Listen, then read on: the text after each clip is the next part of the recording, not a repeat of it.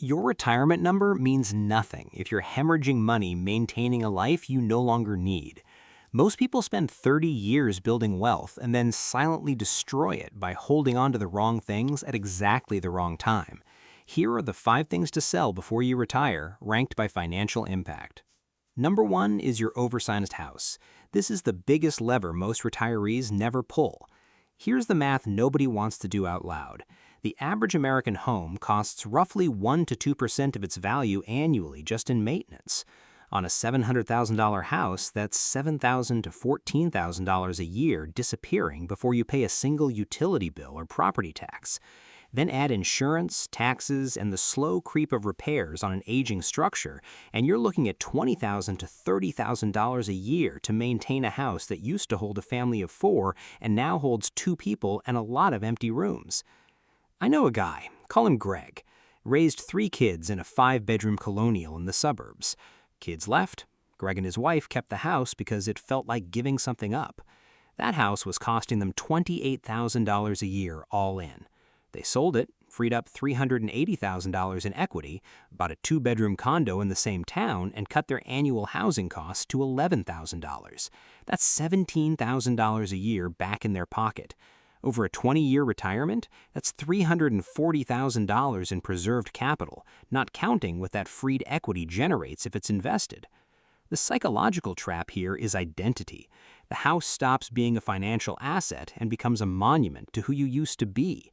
The person who needed 4 bedrooms for Christmas visits doesn't exist anymore, and holding a monument is expensive.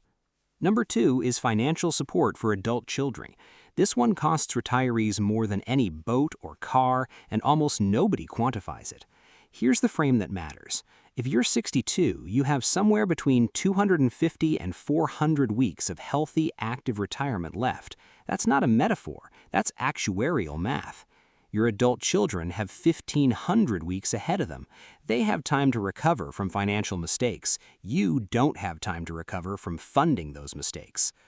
I'm not saying cut them off. I'm saying run the numbers honestly. If you're sending $1,500 a month to a 28-year-old to cover rent or a car payment, that's $18,000 a year. At a 4% withdrawal rate, supporting that transfer requires $450,000 in retirement capital just to sustain it indefinitely. Most people never connect those two numbers. They see the monthly transfer as affordable. They don't see the $450,000 sitting behind it that could have funded their own health care, travel, or security margin. The honest version of helping your kids is not funding their current lifestyle. It's not making them financially dependent on a fixed income that can't absorb the load. Your children have the one resource you no longer have in unlimited supply: time. Let them use it. Number 3 is expensive recreational equipment that's become expensive storage. Boats, RVs, classic cars, motorcycles that haven't moved in 2 years. These assets have a brutal cost structure that people consistently underestimate because the costs are spread out and easy to ignore individually. Take the boat example. A mid-range boat costs somewhere between $5,000 and $15,000 a year in slip fees, insurance, maintenance, winterization, and registration. The average boat owner uses it 18 days per year, according to marine industry surveys. At $10,000 annually, that's $555 per day on the water. And unlike a vacation, where you pay once and it's done, this bill arrives every year whether you use the boat or not.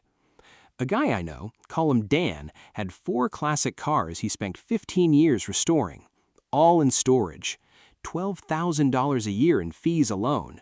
He drove them maybe 6 times in the last 12 months. When he actually mapped out retirement cash flow, that $12,000 wasn't just $12,000.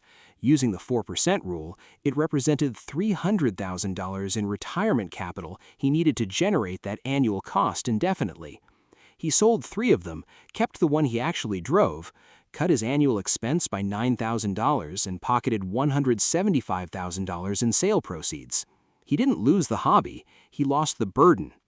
The question to ask is not whether you love it, the question is how much per use you're actually paying for it. Run the math. The number is almost always a shock. Number 4 is the second car. This one gets dismissed because it feels minor, but the real cost of operating a vehicle is almost always underestimated. Insurance, registration, maintenance, depreciation, the occasional repair. The IRS pegs the true cost of vehicle ownership at roughly 67 cents per mile. For a car driven 8,000 miles a year, that's $5,360 annually. For a vehicle that sits in the driveway 70% of the time because both people are retired and rarely need to be in two places simultaneously, the cost-to-use ratio collapses. A couple I read about did a 60-day test. They pretended they only had one car and tracked every moment they would have needed both simultaneously. It happened 4 times in 2 months, 4 conflicts in 60 days. They sold the second car, pocketed $18,000, eliminated $5,000 in annual costs, and used the freed funds to book trips they'd been postponing for 3 years. The lifestyle didn't contract, it redirected. In retirement, the coordination cost of sharing one vehicle is dramatically lower because neither person has a fixed commute schedule. The reason for the second car was the 8 a.m. departure and the 6 p.m. return on opposite schedules. That reason no longer exists. Number 5 is the work identity. This one isn't on Craigslist, but it costs more than any of the physical assets on this list if you don't address it. Retirees who cannot separate who they are from what they did struggle with a specific and well-documented pattern. They recreate professional structures in their retirement. They volunteer in roles that replicate workplace hierarchy. They introduce themselves at parties with former job titles. They measure days by productivity metrics that no longer apply. And underneath all of it is a slow anxiety that retirement doesn't feel like what they imagined because they're trying to live their old life in a new context.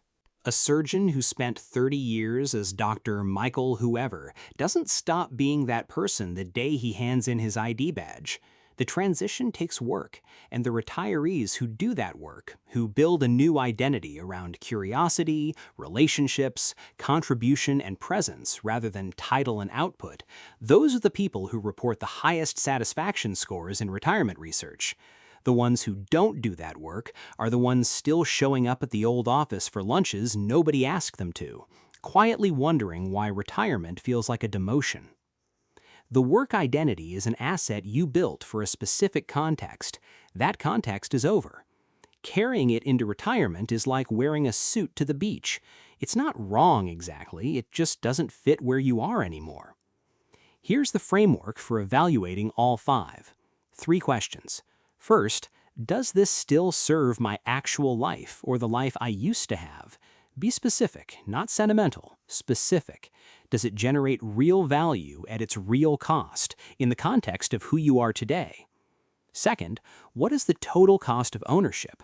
Not the monthly cost, the annual cost. And then what retirement capital does that annual cost require to sustain at 4% withdrawal? A $10,000 annual expense isn't $10,000. It's $250,000 in capital working to fund it. See the full number. Third, if I release this, what becomes possible? This shifts the frame from loss to option. The equity in the house funds travel, healthcare buffer, or income. The freed capital from selling equipment funds experiences. The psychological release of the work identity funds presence. If you're uncertain, run the 90-day test. Don't sell it yet. Live as if you already have. See what you miss and what you don't. Most people are surprised by how little they miss the thing and how much they needed the mental space it was occupying. Retirement isn't about accumulating more. After a certain point, it's about precision, keeping what generates real value and releasing what generates real cost. The happiest retirees aren't the ones with the most assets. They're the ones who figured out which assets were working for them and which ones they were working for. The goal is to own your retirement, not have your retirement own you.